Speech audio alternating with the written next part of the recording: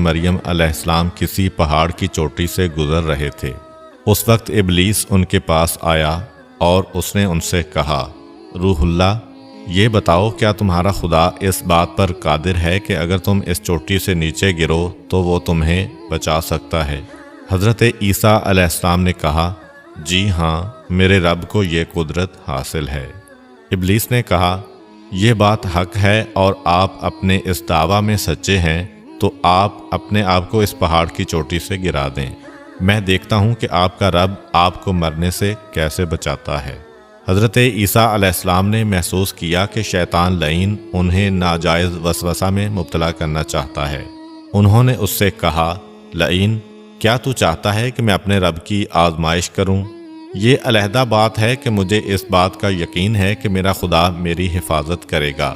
اللہ کا ہر فرمان برحق ہے اور ہمیں اس میں شک کرنے کی کوئی گنجائش نہیں ہے، لیکن میں خدا کی آزمائش نہیں کرتا۔ کچھ دنوں بعد ابلیس ان کے پاس آیا اور ان سے کہا، عیسیٰ علیہ السلام، تم تو اللہ ہو کیونکہ تم مردے زندہ کرتے ہو اور غیب جانتے ہو اور لوگوں کو غیب کی خبریں دیتے ہو۔ حضرت عیسیٰ علیہ السلام نے اس کی بات کاٹتے ہوئے کہا، لعین، تو جھوٹ بکتا ہے، میں خدا کا مستجاب الدعوات بندہ ہوں۔ اللہ میری دعائیں قبول کرتا ہے اور اسی کے حکم سے مردے زندہ ہوتے ہیں، اور جہاں تک غیب کی باتوں کا تعلق ہے تو خدا مجھے غیب کی اطلاع دیتا ہے، میں لوگوں کو اس کی خبر دیتا ہوں۔ جب ابلیس نے دیکھا کہ عیسیٰ علیہ السلام اس کے جال میں پھنسنے پر آمادہ نہیں ہیں تو اس نے چیخ ماری اور ان کے سامنے سے بھاگ کھڑا ہوا۔ ابو نصر نشاپور کا ایک سلطان ہو گزرا ہے۔ ایک مرتبہ وہ لاؤ لشکر سمیت اپنے دارالحکومت میں داخل ہو رہا تھا کہ ایک مکان سے قاری کی آواز نے اسے چونکا دیا۔ ابو نصر قرآن سننے کے لیے رک گیا۔ قاری نے دلسوز آواز میں سورہ آل عمران کی آیت نمبر 26 کی تلاوت کی، جس کا ترجمہ یہ ہے، آپ کہہ دیں کہ اے اللہ، تو ہی مالک الملک ہے، تو جسے چاہے سلطنت عطا کرے اور جس سے چاہے سلطنت چھین لے، اور جسے چاہے عزت دے اور جسے چاہے ذلت دے، تمام بھلائی تیرے ہاتھ میں ہے، بے شک تو ہر چیز پر قدرت رکھتا ہے۔ اس آیت مجیدہ نے سلطان کے دل پر گہرا اثر کیا۔ وہ یہ آیت سن کر کانپ اٹھا، گھوڑے سے اترا اور رکوع کیا، پھر سجدہ بجا لایا۔ کچھ عرصہ بعد اس قاری کی وفات ہو گئی۔ اس کے ایک دوست نے خواب میں قاری کو دیکھا کہ خدا نے اسے جنت میں عظیم مقام عطا کیا ہے۔ اس نے قاری سے پوچھا کہ تجھے یہ مقام کس وجہ سے نصیب ہوا ہے؟ قاری نے جواب دیا، میں تو ایک بدکار اور گناہ گار انسان تھا، میرے نامہ اعمال میں کوئی خاص نیکیاں نہیں تھیں، مگر اس کے باوجود خدا نے مجھ پر خصوصی کرم کیا اور مجھے یہ مقام عطا کیا، اور خدا نے مجھ سے فرمایا، تو نے دنیا میں ایک سلطان کو ہماری عظمت یاد دلائی تھی، اس کی وجہ سے ہم آج تجھ پر رحم کر رہے ہیں اور تجھے بلند مقام عطا کرتے ہیں۔ جی ہاں، اللہ تعالیٰ کا فرمان ہے، فاذکرونی اذکرکم، تم مجھے یاد کرو، میں تمہیں یاد کروں گا۔ پرانے زمانہ میں انطاکیہ ایک بہت بڑا شہر تھا۔ یہ شہر ایشیائے کوچک میں واقع تھا۔ اس شہر کی لمبائی 12 میل تھی اور اس میں انسانوں کی ایک بھاری تعداد قیام پذیر تھی۔ انطاکیہ شہر کے لوگ گمراہ اور ظالم تھے۔ وہ ستاروں اور بتوں کی پوجا کرتے تھے۔ اللہ تعالیٰ نے ان کی رشد و ہدایت کے لیے ان کے پاس 2 نبی بھیجے۔ اہل شہر نے ان کی تکذیب کی تو ان کی تقویت کے لیے تیسرے رسول کو وہاں بھیجا گیا۔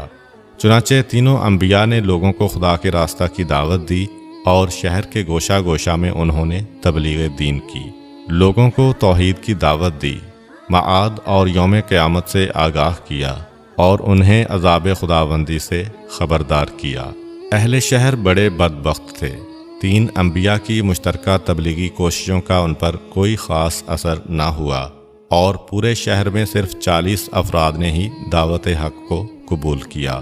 شہر کے دوسرے لوگوں نے تینوں انبیاء اور ان کے پیروکاروں کو پکڑ کر انہیں سخت اذیتیں دیں اور ظلم کی انتہا یہ کی گئی کہ ان مظلوموں کی گردن میں سوراخ کر کے اس میں رسیاں ڈالی گئیں اور شہر کے ظالم لوگ رقص بسمل سے لطف اندوز ہوئے۔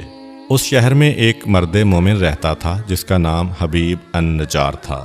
وہ ان انبیاء پر ایمان لایا تھا، لیکن وہ اپنے ایمان کو مخفی رکھتا تھا۔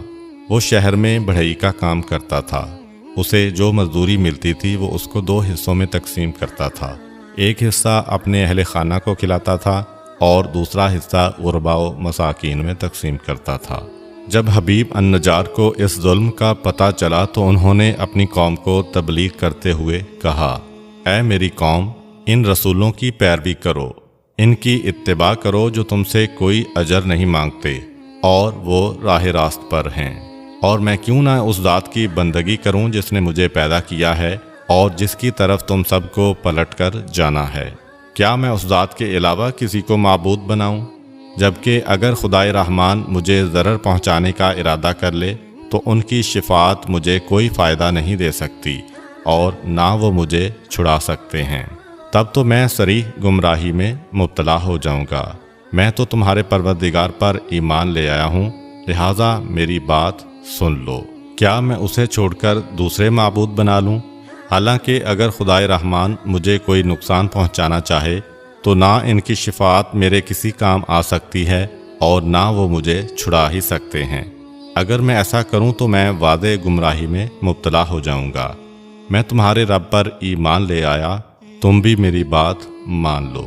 لیکن ظالم لوگوں نے ان کی بات پر کان نہ دھرے اور ان کی نصیحت سن کر خواب غفلت سے بیدار نہ ہوئے، بلکہ ظالم درندے یکدم اس پر ٹوٹ پڑے اور بیچارے کو اتنا مارا کہ اس کی آنتیں باہر نکل آئیں۔ پھر اس کا گلا دبا کر قتل کر دیا اور لاشا کو ایک کنویں میں ڈال کر اس میں مٹی ڈال دی گئی اور وہ کنواں اس کا مدفن بن گیا۔ بعض روایات کے مطابق ظالموں نے اسے پکڑ کر آری سے 2 حصوں میں تقسیم کیا تھا۔